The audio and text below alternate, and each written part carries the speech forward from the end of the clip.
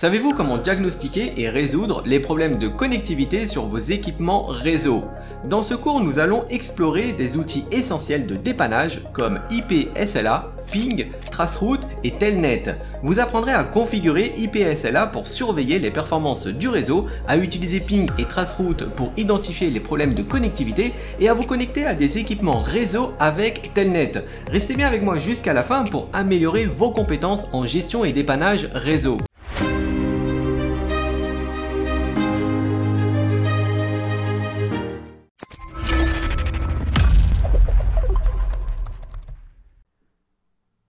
Le terme IP-SLA est un procédé inventé par Cisco qui permet de générer du trafic entre différents équipements du réseau.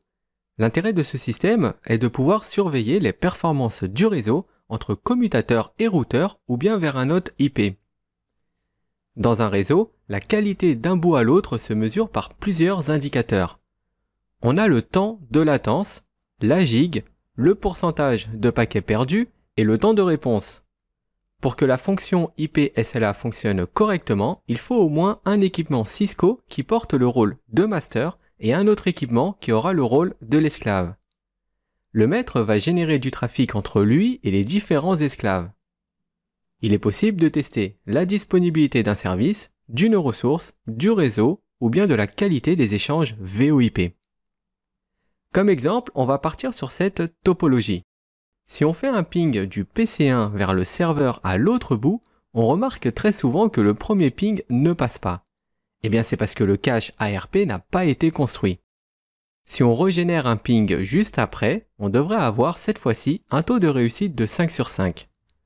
La réussite d'un ping se caractérise par un point d'exclamation et l'échec par un point. C'est pour ça que sur le premier ping qui a réussi 4 fois sur 5, on a un point suivi de 4 points d'exclamation. Maintenant, si le PC1 tente un ping sur un réseau qui n'est pas inscrit dans la table de routage du routeur 1, alors on aura ce type de message d'erreur qui nous dit que l'hôte est injoignable.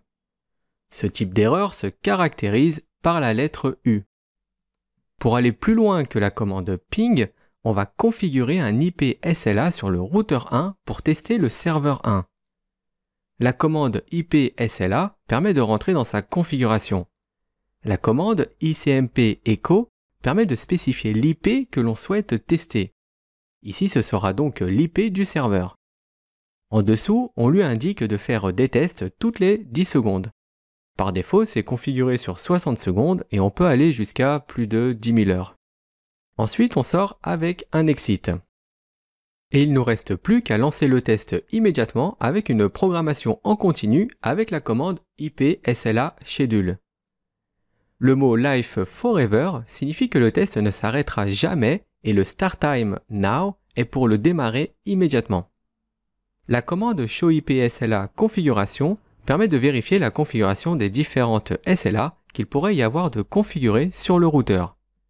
La commande show IP-SLA statistique affiche les résultats du test des différentes SLA de configurer sur le routeur. On va maintenant parler de la commande traceroute. C'est une commande qui permet d'afficher la liste des routeurs que le paquet traverse avant d'arriver à sa destination. Ici dans l'exemple, du PC1 vers le serveur 1, le paquet traverse le routeur 1, puis le 2 avant d'arriver sur le serveur 1. Comme autre outil de dépannage, il y a la commande Telnet qui permet de se connecter sur un autre équipement du réseau.